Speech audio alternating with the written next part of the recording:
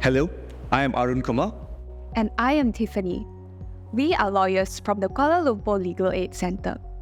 Together with UNHCR, we have developed 4 legal empowerment videos to raise legal awareness with the refugee community in Malaysia. Having an income to support oneself and family is important. However, refugees face many issues relating to their jobs or even finding a job in Malaysia. Therefore, in this video, we'll be talking about employment law. Let's start with the basic question. Are refugees allowed to work in Malaysia?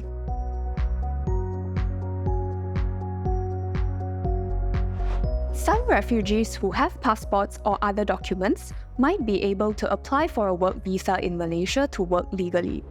For refugees who only have UNHCR documents, the situation might not be as simple.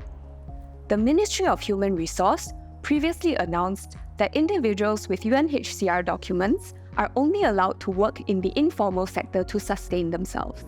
Jobs in the informal sector can be self-employment or taking up odd jobs like cleaners, helpers in restaurants, electricians, or plumbers. These are just to name a few. Refugees too are entitled to basic labour rights. So, what are their basic labour rights?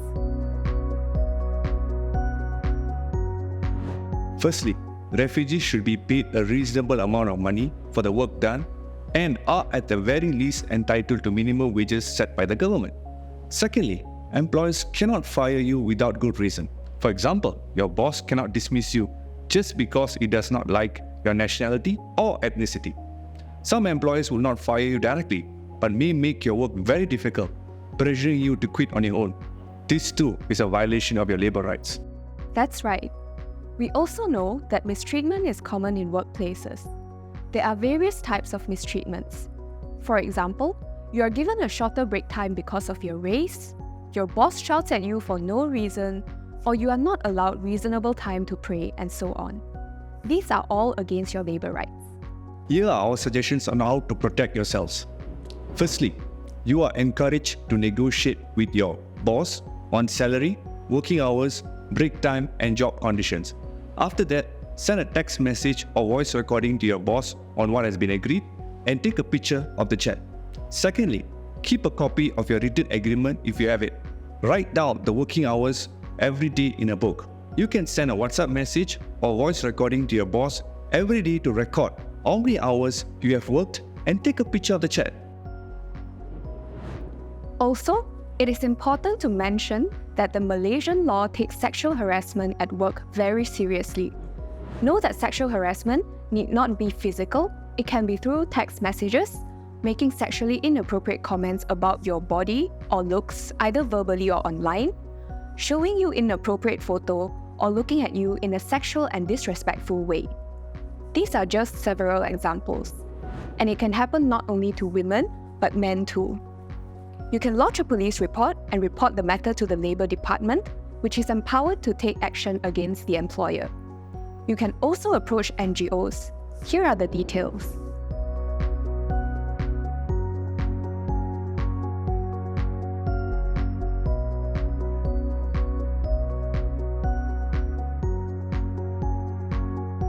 For online sexual harassment, you can make a report to the Malaysian Communications and Multimedia Commission (MCMC).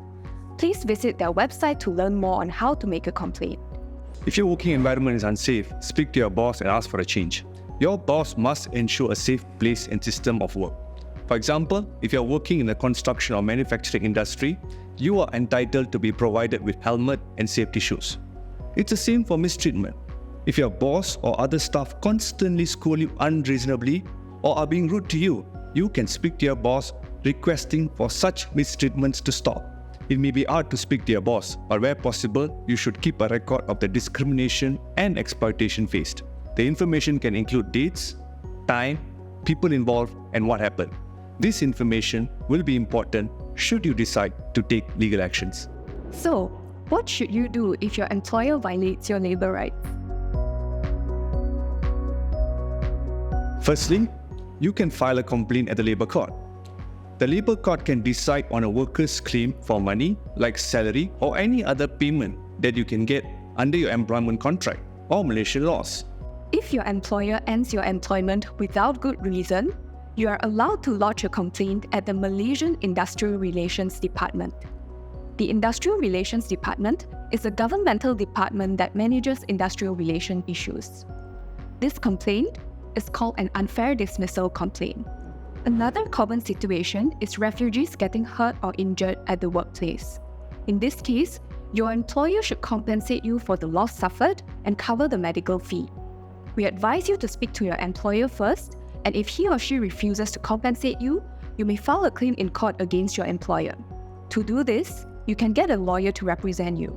Please note that filing a complaint in court is not the only way to solve this problem. You may seek help from NGOs to assist in negotiation or mediation with employer to resolve employment problems. To know more about NGOs that assist in employment issues, please visit Refugee Malaysia website. Now, we would also like to address one common question on this topic. Can a person below 18 years old work in Malaysia? In general, Malaysian law prohibits child labour. However, there are some exceptions.